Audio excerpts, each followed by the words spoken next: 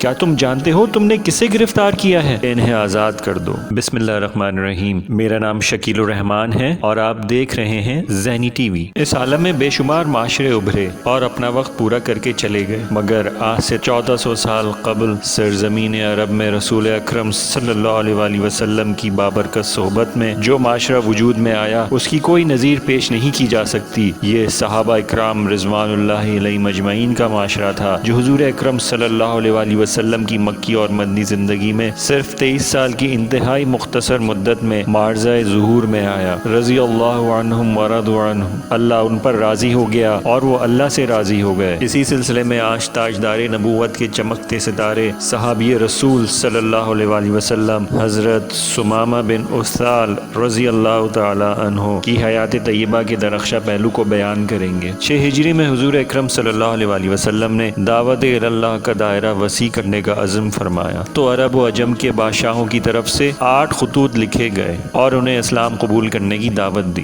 جن سربراہوں کو خط لکھے گئے ان میں ثمامہ بن اسال رضی اللہ تعالی عنہ کا نام بھی آتا ہے۔ بلا شبہ حضرت ثمامہ بن اسال رضی اللہ تعالی عنہ کا شمار زمانہ جاہلیت کے باروب عرب بادشاہوں میں ہوتا ہے اور یہ قبیلہ بنو حنیفہ کے قابل رشک سردار تھے اور یمامہ کے ایسے ہر دل عزیز و باروب سربراہ تھے کہ جس کی کبھی بھی حکم عدولی نہ ہوتی ہو۔ زمانہ جاہلیت میں ثمامہ رضی اللہ تعالی عنہ کو جب نبی اکرم صلی اللہ علیہ وآلہ وسلم کا خط ملا تو انہوں نے بڑی حقارت سے دیکھا۔ حق بات سننے کے لیے ان کے کان بہرے ہو گئے۔ پھر ان پر یہ جنون بھی طاری ہوا کہ رسول اللہ صلی اللہ علیہ وآلہ وسلم کو قتل کر دیا جائے اور ان کے مشن کو ناکام بنا دیا جائے، لیکن وہ اپنے مشن کو پائے تکمیل تک پہنچانے کے لیے مناسب موقع تلاش کر رہے تھے۔ ایک مرتبہ انہیں موقع ملا، وہ نبی اکرم صلی اللہ علیہ وآلہ وسلم پر دبے پاؤں پیچھے سے وار کرنے ہی والے تھے، لیکن ان کے چچا نے ان کا ہاتھ روک دیا۔ اس طرح آپ صلی اللہ علیہ وآلہ وسلم اللہ کے فضل و کرم سے دشمن کے شر سے محفوظ رہے۔ ثمامہ نے رسول اکرم صلی اللہ علیہ وآلہ وسلم سے تو اپنا ہاتھ روک لیا، لیکن حضور اکرم صلی اللہ علیہ وآلہ وسلم کے صحابہ اکرام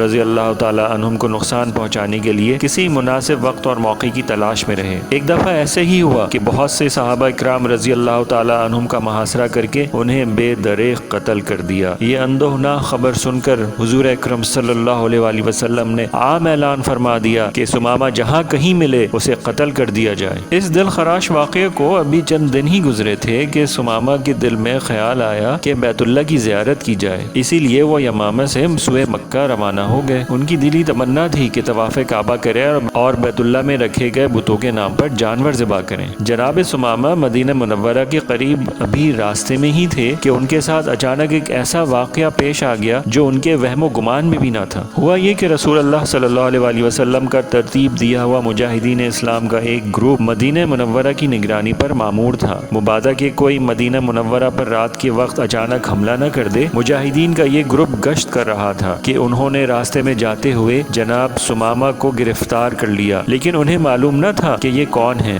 وہ آپ کو پکڑ کر مدینے لے آئے اور مسجد نبوی صلی اللہ علیہ وآلہ وسلم کے ایک ستون کے ساتھ باندھ دیا۔ مجاہدین نے سوچا کہ نبی اکرم صلی اللہ علیہ وآلہ وسلم قیدی کو دیکھ لیں اور اس کے متعلق جو حکم فرمائیں گے اس کی تعمیل کی جائے گی۔ نبی اکرم صلی اللہ علیہ وآلہ وسلم مسجد نبوی میں تشریف لائے۔ آپ نے دیکھا کہ ثمامہ بن اسال رضی اللہ تعالیٰ عنہ مسجد کے ایک ستون کے ساتھ بندھے ہوئے ہیں۔ انہیں اس حالت میں دیکھ کر رسول اکرم صلی اللہ علیہ وآلہ وسلم نے ارشاد فرمایا، کیا تم جانتے ہو تم نے کسے گرفتار کیا ہے؟ سب نے کہا، یا رسول اللہ صلی اللہ علیہ وآلہ وسلم ہمیں تو علم نہیں۔ آپ صلی اللہ علیہ وآلہ وسلم نے ارشاد فرمایا، یہ تو ثمامہ بن اسال ہے، اب اس کے ساتھ حسن سلوک سے پیش آنا۔ گھر میں جو کھانا ہے وہ ثمامہ بن اسال کے لیے بھیج دیا جائے۔ پھر آپ نے حکم دیا کہ میری اونٹنی کا دودھ صبح و شام انہیں پلایا جائے۔ آپ صلی اللہ علیہ وآلہ وسلم کی حکم کی فوری طور پر تعمیل کی گئی۔ پھر نبی اکرم صلی اللہ علیہ وآلہ وسلم حضرت ثمامہ بن اسال کی طرف متوجہ ہوئے تاکہ اسے قبول اسلام کی دعوت دیں۔ آپ صلی اللہ علیہ وآلہ وسلم نے بڑے ہی مشفقانہ انداز میں دریافت کیا، ثمامہ کیا رائے ہے؟ انہوں نے جواب دیا،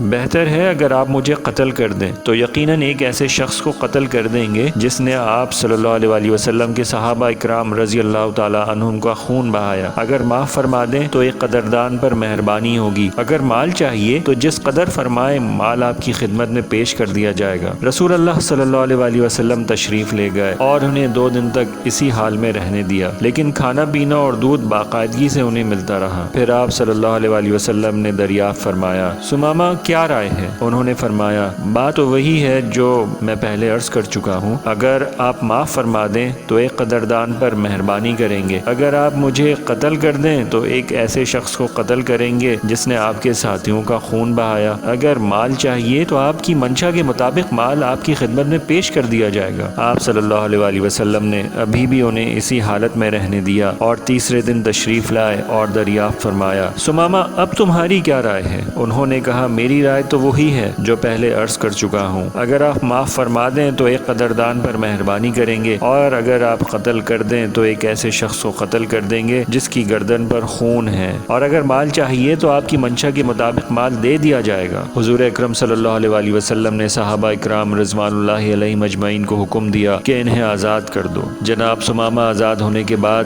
مسجد نبوی سے نکل کر ایک طرف چل دیے۔ مدینہ منورہ کی ایک جانب بقیع کے نزدیک ایک نخلستان تھا، وہاں ایک مقام پر پانی بھی جمع تھا، اپنی اونٹنی وہاں بٹھا کر خوب اچھی طرح غسل کیا اور واپس مسجد نبوی میں آ کر سب لوگوں کے سامنے بآواز بلند کہا اشہد ان لا الہ الا اللہ و اشہد ان محمدا عبدہ و رسولہ، میں گواہی دیتا ہوں کہ اللہ تعالیٰ کے سوا کوئی معبود حقیقی نہیں، اور گواہی دیتا ہوں کہ محمد صلی اللہ علیہ وآلہ وسلم اس کے بندے اور رسول ہیں۔ بعد ازاں محبت بھرے انداز میں یوں گویا ہوئے میرے پیارے نبی صلی اللہ علیہ وآلہ وسلم، اللہ کی قسم اسلام قبول کرنے سے پہلے روئے زمین پر مجھے آپ کے چہرے سے زیادہ کوئی چہرہ برا نہ لگا تھا، لیکن آج میرے لیے کائنات میں تمام چہروں سے محبوب ترین چہرہ آپ کا ہے۔ اللہ کی قسم آج سے پہلے آپ کا یہ شہر دنیا کے تمام شہروں سے زیادہ برا معلوم ہوتا تھا، لیکن آج مجھے یہ آپ کا شہر تمام شہروں میں سب سے زیادہ محبوب دکھائی دیتا ہے۔ پھر اس کے بعد درد بھرے لہجے میں عرض کی یا رسول اللہ صلی اللہ علیہ وآلہ وسلم، مجھے انتہائی افسوس ہے کہ میں نے آپ کے صحابہ اکرام رضی اللہ تعالی عنہم کا بے درے خون بہایا، بھلا میرے اس جرم کا مداوع کیسے ہوگا؟ یہ سن کر نبی اکرم صلی اللہ علیہ وآلہ وسلم نے ارشاد فرمایا ثمامہ آپ گھبرائیے نہیں، اسلام پہلے سب گناہوں کو مٹا دیتا ہے، اور آپ نے اس خیر و برکت کی بشارت دی جو اللہ سبحانہ و تعالیٰ نے اسلام قبول کرنے کی بدولت ان کے نصیب میں لکھ دی۔ یہ سن کر حضرت ثمامہ رضی اللہ تعالیٰ عنہ کا چہرہ خوشی سے کھل اٹھا۔ اللہ کی قسم میں نے اپنے زمانے جاہلیت میں جس قدر مسلمانوں کو قتل کیا ہے اس سے 2 گنا زیادہ مشرکین کو نقصان پہنچاؤں گا۔ اب میری جان، میری تلوار اور جو کچھ بھی میرے پاس ہے سب کچھ آپ کی اور آپ کی دین کی خدمت کے لیے وقف ہے۔ حضرت ثمامہ بن اسال رضی اللہ تعالی عنہ زندگی بھر اپنے دین کے وفادار رہے اور رسول اکرم صلی اللہ علیہ وآلہ وسلم کے ساتھ کیے گئے عہد و پیما کے پابند بھی رہے۔ جب رسول اللہ صلی اللہ علیہ وآلہ وسلم کا وصال ہو گیا اور عام لوگ دین الہی سے اجتماعی اور انفرادی طور پر منحرف ہونے لگے، ادھر مسیلمہ کذاب نے نبوت کا دعویٰ کر دیا اور اپنی قوم بنو حنیفہ کو اپنے اوپر ایمان لانے کے لیے دعوت دے دی، تو حضرت ثمامہ رضی اللہ تعالی عنہ مسیلمہ کذاب کے مقابلے میں اتر آئے اور اپنی قوم سے کہا اے بنو حنیفہ، اس اندھیر نگری سے بچ جاؤ جس میں کوئی نور کی کرن نہیں، باخدا جس نے مسیلمہ کذاب کی دعوت تسلیم کی یہ اس کی انتہائی بدبختی ہوگی، اور جس نے اس دعوت کو تسلیم نہ کیا وہ یقیناً سعادت مند ہے۔ اس کے بعد حضرت ثمامہ بن اسال رضی اللہ تعالی عنہ نے اپنی قوم کے ان لوگوں کو جمع کیا جو اسلام پر مضبوطی سے قائم تھے اور مرتدین کے خلاف جد و جہد اور روئے زمین پر اللہ تعالیٰ کے لیے میدان میں اتر آئے، اور روئے زمین پر دین اسلام کی سربلندی کے لیے میدان میں اتر آئے۔ اللہ سبحانہ و تعالیٰ حضرت ثمامہ بن اسال رضی اللہ تعالی عنہ کو اسلام اور مسلمانوں کی جانب سے جزائے خیر عطا فرمائے اور جنت میں انہیں وہ اکرام و اعزاز نصیب ہو جس کا دعویٰ اہل تقویٰ سے کیا گیا ہے،